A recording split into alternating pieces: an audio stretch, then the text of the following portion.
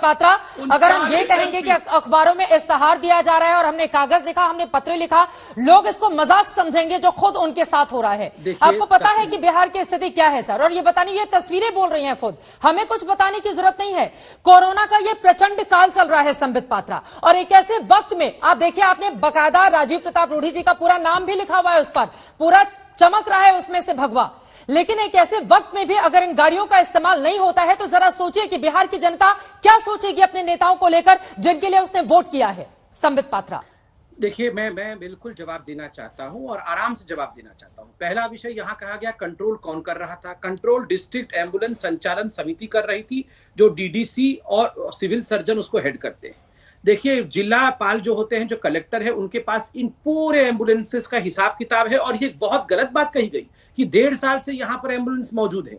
Ambulance का आवागमन हुआ है, कुछ एम्बुलेंस 15 दिन पहले आए हैं, कुछ एम्बुलेंस 20 दिन पहले आए हैं, कुछ एम्बुलेंस 2 महीने पहले आए हैं, जब उनका ड्राइवर छोड़ के गया है। यहाँ किलोमीटर वाइज कौन सा एम्बुलेंस, ये तर्क ना गले के नीचे नहीं उतर रहा है संबित पात्रा, आप भी जान रहे हैं। ड्राइवर चला गया, क्या मतलब है? ड्राइवर गया तुरंत रखिए।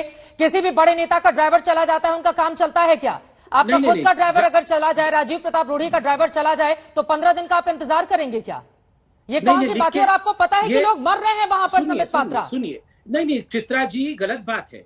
वहां पर 65 एम्बुलेंस राजीव प्रताप रूढ़ी जी की कार। अरे तो वही तो पूछ रही हूँ, 65 चल रहे हैं तो 25 क्यों सजा कर रखे गए थे वहां पर? 18 है, वो 25 नहीं है, 18 है। पहले तो संख्या को चलिए ठीक है, 18 कर लेते हैं, तो 15 कर लेती हूँ। चलिए 15 भी अगर दिन भर में चलेंगे तो 100 मरीजों को वो सहूलियत दे पाएंगे या नहीं दे पाएंगे संबित पात्रा? चित्रा जी, आप पहले उत्तर तो सुनेंगी ना। चित्रा जी, मैं एक सवाल आज पूछ लेता हूँ। चलिए, पप्पू जी ने इस विषय को उजागर किया। पप्पू जी मेरे साथ परसों एक डिबेट में थे, उन्होंने अपने पीछे 7 वेंटिलेटर रख के डिबेट किया कि देखो मेरे घर में 7 वेंटिलेटर है। आप बताइए, 7 वेंटिलेटर पप्पू जी के घर में क्यों था? पकड़ के ले जाइए ना, पुलिस आपकी है, किसने मना किया है? पकड़ के डालिए उनको जेल में, अगर वो 7 वेंटिलेटर अपने घर पे रख रहे हैं तो। अरे चित्रा जी, पहले सुन तो लीजिए, आपने बुलाया, सुन तो लेंगी ना।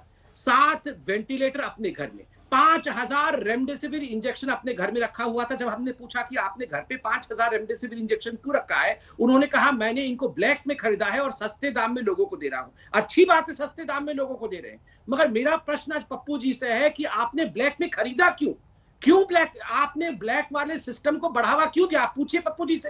पप्पू जी ब्लैक वाले सिस्टम को वो बढ़ावा दे रहे हैं, आपके पास पूरी जानकारी है। सालों से आपकी बिहार में सरकार है और आप कह रहे हैं कि वो अच्छा कर रहे हैं, गरीबों की मदद कर रहे हैं, लेकिन ब्लैक होर्डिंग क्यों कर रहे हैं? संबित पात्रा प्लीज, जिसकी सरकार होती है ना उसका बोलबाला होता है, और अगर लग रहा है कि पप्पू यादव गलत कर रहे हैं तो उनको उठाइए और जेल में डालिए। इस तरह की बातें करने का यहाँ पर वक्त नहीं सर, गलत बात है। मैं आपको बता रही हूँ, और अब मैं, मुझे लगता है जेडीयू के प्रवक्ता को लेकर भी आए, जेडीयू के लोगों ने भी बिहार को मजाक समझ के रखा है। एक सेकंड सही, उन्होंने इतने वेंटिलेटर अपने घर में क्यों रखे थे?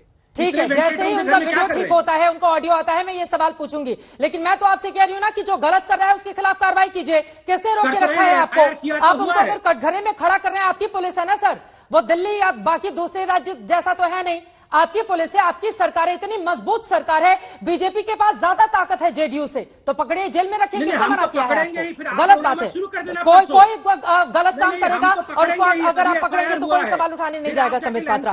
लेकिन यहाँ पर डॉक्टर सुनील सिंह जी आपसे, ठीक है सर, डॉक्टर सुनील सिंह जी अब आपसे, क्योंकि जेडीयू के नेता, मुख्यमंत्री क्या कर रहे हैं ये अपने आप में बड़ा सवाल है। जरा तीनों अलग अलग हिस्सों की तस्वीरें दिखाई हमारे दर्शकों को।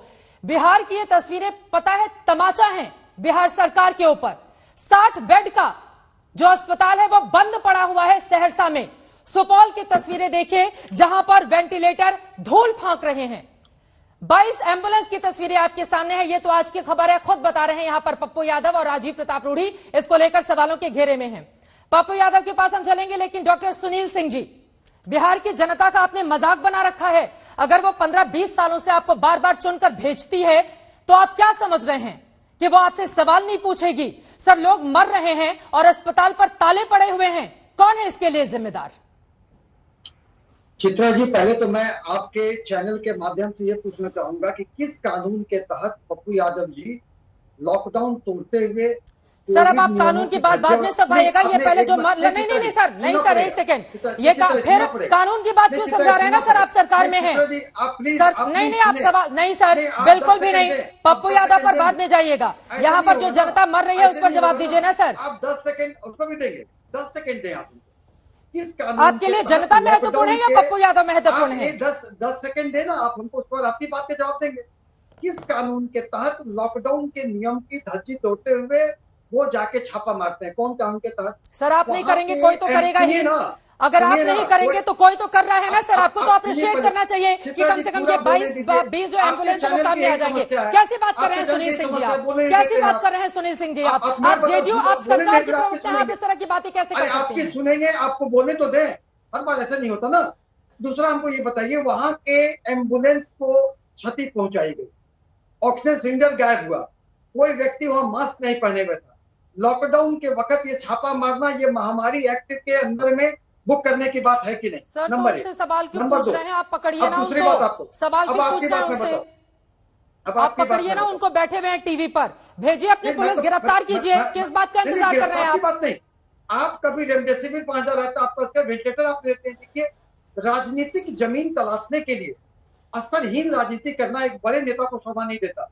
एक पार्टी के वो सुप्रीमो है, वो अभी उनको अगर बहुत ऊर्जा अगर है सर आपके लिए बिहार की जनता ज्यादा महत्वपूर्ण है या पप्पू यादव? मुझे समझ में नहीं आ रहा है। मैं पूछ रही हूँ, लोग दम तोड़ रहे हैं, आप कह रहे हैं पप्पू यादव। मैं कह रही हूँ कि अस्पताल में धूप वेंटिलेटर क्यों खा रहे हैं, आप कह रहे हैं पप्पू यादव। सर पप्पू यादव से बाहर निकलिए ना। नहीं, पप्पू यादव जी बड़े नेता है एक बड़े पार्टी के, उनकी ऊर्जा बहुत है, लेकिन अपनी ऊर्जा का सकारात्मक उपयोग करें।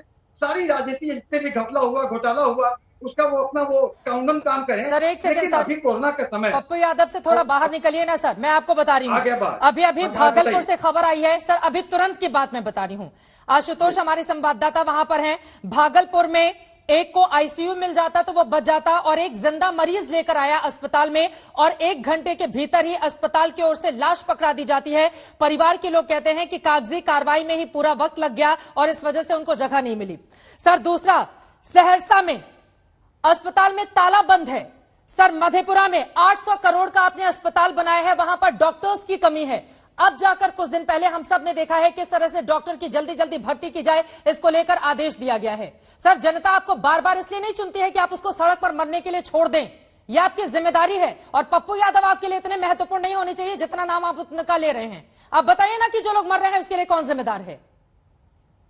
मैं अब आप सुनेंगे, सुनने के लिए सरकार पूरी तरह से, आप भागलपुर की जो बात कर रहे हैं, बेड लोगों को, ये कोरोना की द्वितीय लहर अप्रत्याशित है, लेकिन पूरी तरह चिकित्सक सरकार लगी हुई है और लोगों को बेड मिल रहा है, लोग बच रहे हैं। अगर ऐसा नहीं होता तो हमारा रिकवरी रेट, मैं बोस्ट नहीं कर रहा, ये कोई घमंड करने का समय नहीं है, लेकिन हमारा रिकवरी रेट अन्य राज्यों से अच्छा है क्योंकि हम मेहनत कर रहे हैं, हम सरकार मेहनत कर रही है। हम कोई भी चीज, बड़े कठिन डिसीजन जो लॉकडाउन के हैं